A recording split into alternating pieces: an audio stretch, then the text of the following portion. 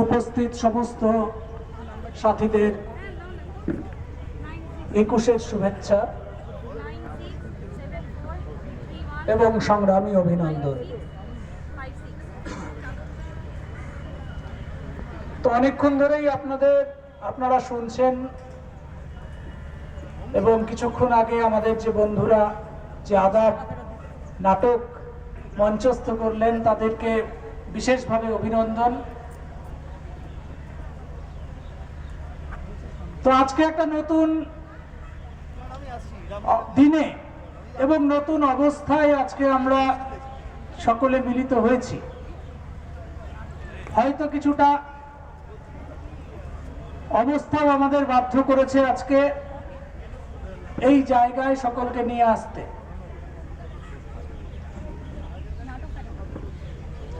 তো ভাষা আন্দোলন এর জন্যই এই 21শে ফেব্রুয়ারিকে সবাই স্মরণ করে এবং আজকে সেটা একটা আন্তর্জাতিক ভাষা আন্দোলনের স্বীকৃতিও পেয়েছে। তো সবচেয়ে যেটা গুরুত্বপূর্ণ বিষয় যে এই যখন আমরা পশ্চিম বাংলায় বলুন বা বাংলাদেশে বা আসামে ত্রিপুরায় বিশেষভাবে এই ভাষার আন্দোলন চলে, ভাষার আন্দোলনের শহীদদের স্মরণ করি, তো এটা প্রত্যেকবারই স্মরণ করা হয়।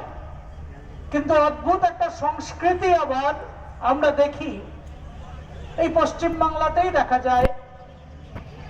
সেটা হচ্ছে যে মুসলিম ধর্মাবলম্বী কোনো মানুষকে অনেক সময় বলা হয় যে সে বাঙালি না মুসলিম। কিন্তু আমরা সবাই জানি যে ভাষা আন্দোলনের শহীদ হিসেবে যাদের বলা হয়, বিখ্যাত হয়ে আছেন যারা, সেই বরকত বলুন, সালাম বলুন, জব্বার, বশির, এই যে যারা আছেন তারা কেউ কিন্তু হিন্দু নয়, অন্তত ধর্মের দিক থেকে। তো তা সত্ত্বেও একটা সংস্কৃতিকে আসলে ভারতবর্ষে শুধু আজকে থেকে নয়, আসলে বহুদিনের লালিত একটা সংস্কৃতি যে যেন বাঙালি মানে হিন্দু, বাংলায় যারা বসবাস করে অন্য ধর্মাবলম্বী মানুষ তারা ঠিক বাঙালি নয়। এবং একইভাবে আজকে সেটাকে প্রায় শিল্পের পর্যায়ে নিয়ে যাওয়ার চেষ্টা, এই যে আজন্ম লালিত এই যে সংস্কার, যে সংস্কারের উপর ভর করে আসলে ফ্যাসিবাদ উঠে আসে এবং অনেক সময় আসলে ফ্যাসিবাদের সঙ্গে অন্য যে কোনো মতাদর্শের বলুন বা প্রতিক্রিয়াশীল শক্তির বলুন, তাদের তফাৎটা এখানে যে এমন ভাবে তারা কথাটা বলে যে কথাটা মানুষের কাছে একটা গ্রহণযোগ্যতা পেয়ে যায়, তখনই কিন্তু ফ্যাসিবাদ হয়ে ওঠে ভয়ঙ্কর।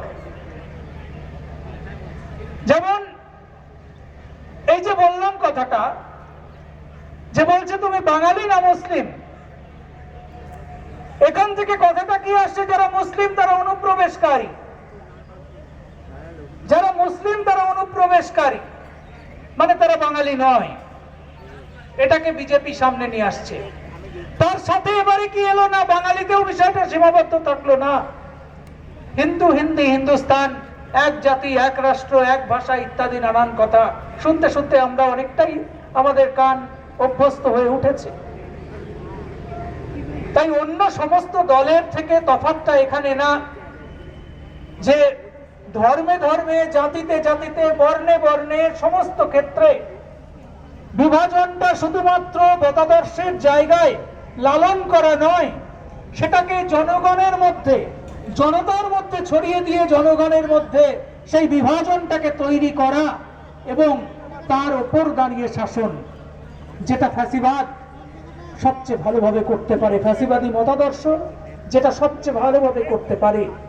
সেই জায়গা থেকে আজকে আমরা যখন 21-এর বাংলা, নতুন বাংলার কথা বলছি, তখন কিন্তু এই তফাৎটাকে আমাদের ভালোভাবে বুঝে নেওয়ার জায়গা থেকে আমরা এই যে ডাকটা দিচ্ছি, বা যেটা কৌশিক সেন বলে গেলেন যে বিজেপি কোনোভাবেই যে নয়, মানে অন্য কোনো দলের সমর্থক তার মানে হয়ে গেল কেউ নয়, কিন্তু অন্য দলের সাথে বিজেপির এই যে তফাৎটা, এই তফাৎটা কিন্তু খুব ছোটখাটো নয়, কারণ এই তফাৎটা শুধুমাত্র রাষ্ট্র শক্তির মধ্যে সীমাবদ্ধ থাকে না, থাকবে না।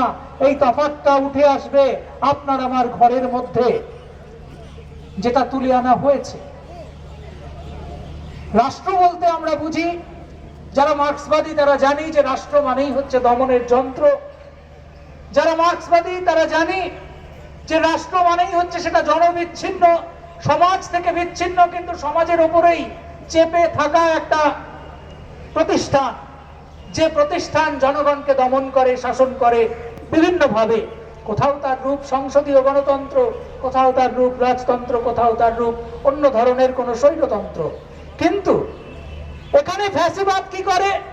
ফ্যাসিবাদ যেটা করতে আসছে সেটা হচ্ছে যে রাষ্ট্রটাকে আরো বৃহত্তর জায়গায় নিয়ে যাওয়া। যখন পুঁজিবাদ সংকটে পড়ে, হয়তো কথাটা একটু আমি অন্য শব্দ ব্যবহার করছি, ক্ষমা করবেন, কিন্তু কথা হচ্ছে যে এই বিষয়গুলো আমরা যদি একটু মাথায় রাখি, সেটা হচ্ছে যে যখন পুঁজিবাদ সংকটে পড়ে তখন কিন্তু রাষ্ট্র জনগণ থেকে আরো বেশি বিচ্ছিন্ন হতে থাকে, মানে আরো বেশি নিপীড়ক জায়গায় তাকে যেতে হয়। যেটা আজকে আপনারা দেখছেন যে 73% সম্পত্তি 1% মানুষের ঘরে জমা হয়েছে।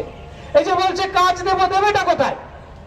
চাকরি দেবে, দেবেটা কোথায়? তার জন্য তো একটা নীতি চাই, তার জন্য তো একটা সরকারি নীতি শুধু নয়, একটা বিশেষ ব্যবস্থা চাই। পুঁজিবাদ কখনো সেই ব্যবস্থা দিতে পারে না। তাই পুঁজিবাদের যে সম্প্রসারণের জায়গা থেকেই কিন্তু ফ্যাসিবাদ অনিবার্যভাবে উঠে আসে।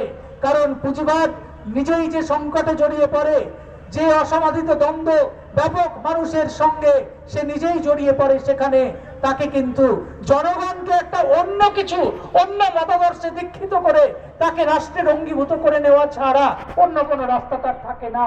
সেটাই কিন্তু আজকে বিজেপি সবচেয়ে ভালোভাবে করছে। সেই জন্যই আপনারা দেখবেন যে আজকে যদি আমরা যে পুস্তিকাটা প্রকাশিত হয়েছে, আপনারা দেখবেন ন্যূনতম দাবিগুলো তুলে ধরা হয়েছে। হ্যাঁ, এই কথাটা বলতে দ্বিধা নেই, যে দাবিগুলো তুলে ধরা হয়েছে সেই দাবিগুলোকে কার্যকরী করার ক্ষমতা না যে 34 বছর বামফ্রন্ট ছিল তারা করেনি, করবে না, ক্ষমতা নেই, কংগ্রেসের নেই, তৃণমূলের নেই, বিজেপি তো ছেড়েই দিন না, তার জন্য এটা রাখা হয়নি, তার জন্য এটা নয়। এটা দিয়ে যদি আমি বলি যে বিজেপি এবং অন্য দলের মধ্যে ডিফারেন্সিয়েট করতে চাই, তফাৎ করতে চাই, তাহলে সেই তফাৎ আমরা করতে পারবো না। কারণ আসলে এই যে বিজেপি বলছে না যে আর নয় অন্যায়, আর নয় অন্যায় ইত্যাদি ইত্যাদি, জয় শ্রীরাম, এই সমস্ত কথাগুলোও যে মানুষের মধ্যে একভাবে দাঁড়িয়ে যাচ্ছে, মানুষের মধ্যে এক ধরনের বৈধতা পেয়ে যাচ্ছে, তার কারণটা কি? তার কারণটা যেখানে দাঁড়ায়, যে কথাটা দিয়ে আমি শুরু করেছিলাম, সেটা হচ্ছে যেহেতু রাষ্ট্র মানেই নিপীড়ক, যে সরকারগুলো ছিল, আজকে যে অন্যায়গুলো হচ্ছে গোটা সমাজে, সেই অন্যায়ের বিরুদ্ধে কারা দাঁড়াচ্ছে? মানুষ তার অভিজ্ঞতা থেকে কি দেখে? মানুষ তার অভিজ্ঞতা থেকে দেখছে যে আজকে যারা শাসন ক্ষমতায় আছে তারা তো তার যে দাবি, তার দাবি পূরণ করা তো দূরের কথা, সামান্যতম সহানুভূতিটুকু দেখাচ্ছে না। এই যে পিটিয়ে মারছে রাস্তায়, না শুধু আমি যদি বলি তৃণমূল, না তৃণমূল নয়, কেরলেও একই ঘটনা ঘটলো। মানুষ কার উপর ভরসা করবে? মানুষ কার উপর বিশ্বাস করবে? আজকে পশ্চিমবাংলায় একটা নতুন অবস্থায় এসেছে কি, যে না মানুষ বলছে বিজেপিকে আমরা দেখিনি। দেখেনি নাকি বিজেপিকে? মানে যেটা দেখিনি তার দিকে চলো, এবার তো দেখে নিলাম, তাহলে এখান থেকে আপনি ফেরাবেন কি করে? ফেরাবেন কি করে প্রশ্নটা এটা ভাবতে হবে যে আসলে হ্যাঁ ফেরাচ্ছে, ফিরছে। কারণ পুঁজিবাদের মধ্যে এই যে সংকটের উপাদান রয়েছে, যে হিন্দু হিন্দি হিন্দুস্তানের স্লোগান দিয়ে তারা পুরো গো বলাই হিন্দি বলাইকে তারা মনে করেছিল যে সেই যেখানে তারা অজেয় প্রতিরোধ, সেখানে আজকে কৃষকরা চ্যালেঞ্জ ছুড়ে দিয়েছে, নিজেরাই আজকে সেখানে অবরুদ্ধ।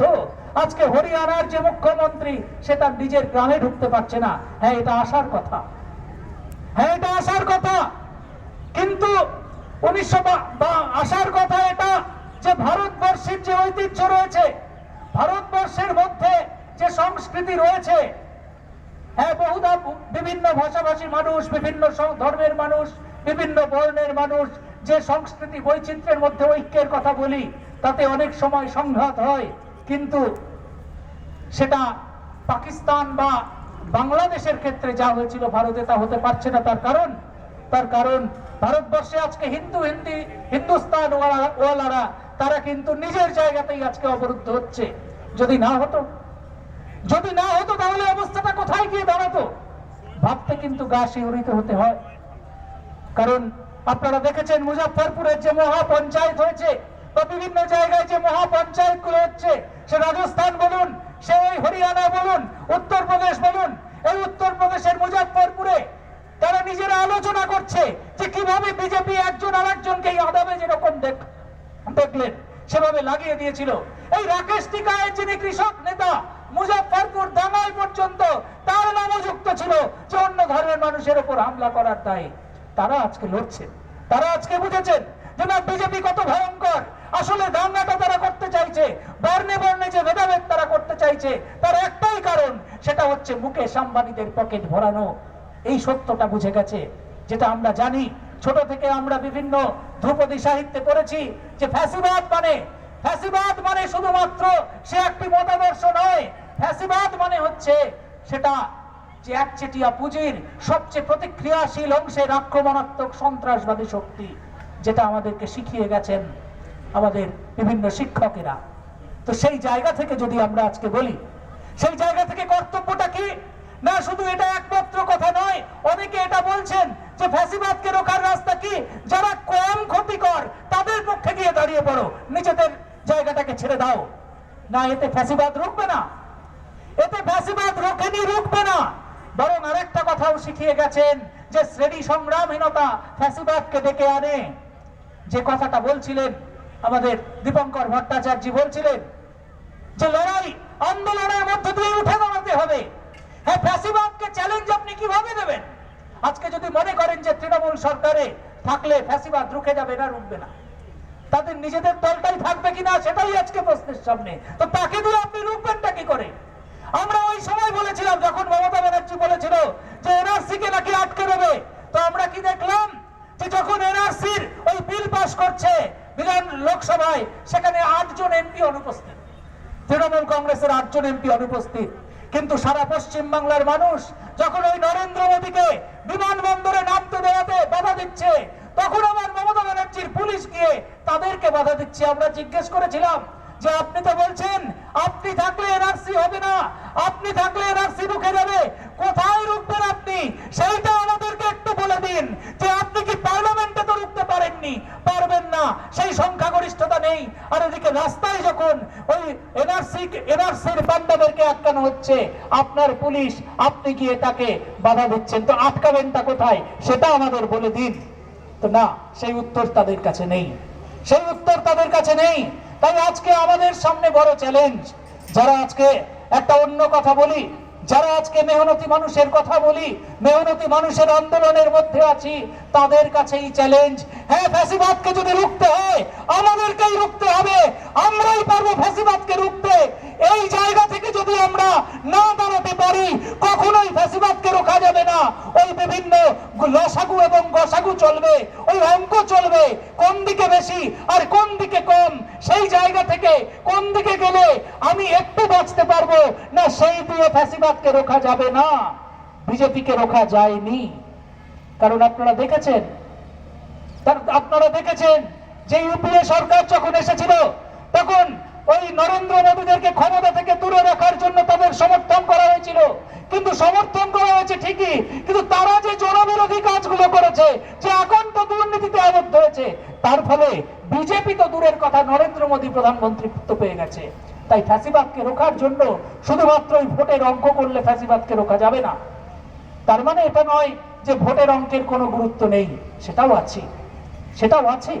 সেই জায়গা থেকে আজকে বিজেপিকে পরাজিত করার যে কর্তব্য নির্বাচনে, হ্যাঁ, বিজেপিকে জেতানোর কোনো কর্তব্য, বিজেপিকে জেতানোর কোনো ধরনের পদক্ষেপ, সেটা নেওয়াটা ঠিক নয়। সেটা নেওয়াটা হবে একটা ফ্যাসিবাদের বিরুদ্ধে যে লড়াই, তাকে দুর্বল করে দেওয়ার একটা জায়গা। কিন্তু তার উপর শুধু নির্ভর করে থাকলে চলবে না। আমি এই কথাটা বলতে চাই, যার উপর নির্ভর করতে হবে। একদিকে ফ্যাসিবাদ বিরোধী সংগ্রাম, যেখানে ব্যাপক মানুষ ঐক্যবদ্ধ হতে পারে। আজকে ধরুন, আজকে আপনারা দেখছেন যে বিভিন্ন যে দাবিপত্রটা তৈরি হয়েছে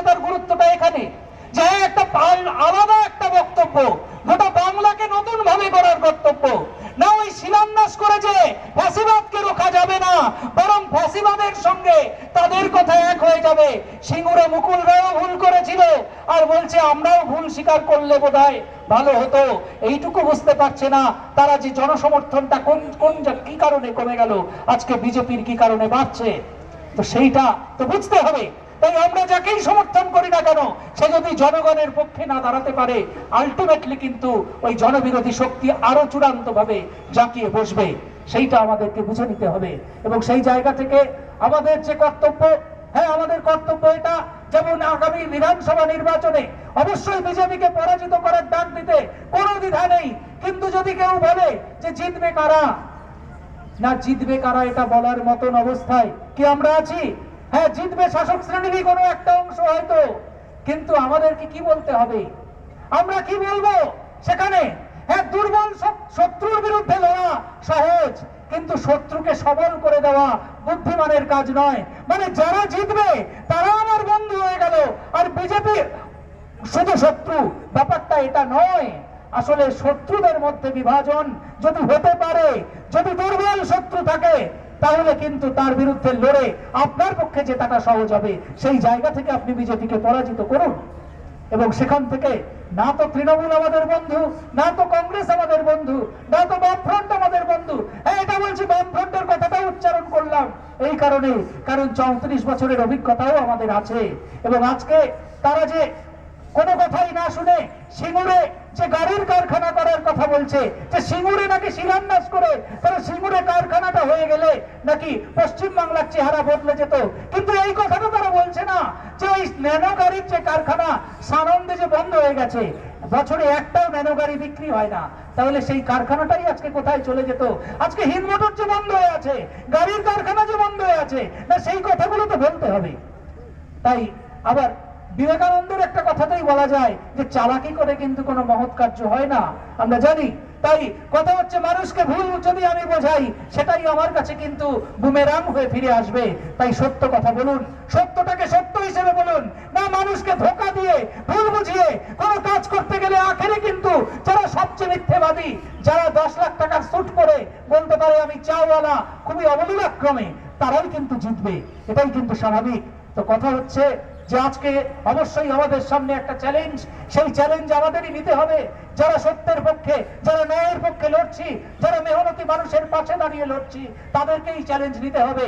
সেই চ্যালেঞ্জটাই নিয়ে যদি আমরা দাঁড়াতে পারি সবাই ঐক্যবদ্ধভাবে, না পশ্চিম বাংলায় এখনো পর্যন্ত যদি দেখা যায় যে গণতান্ত্রিক যে শক্তি, সেই শক্তির সম্মিলিত জোট, সেটা কিন্তু পশ্চিম বাংলায় অবশ্যই মানুষের মধ্যে একটা আশা এবং ভরসা তৈরি করতে পারে। ব্যাপারটা এরকম নয় যে সবকিছু শেষ হয়ে গেছে।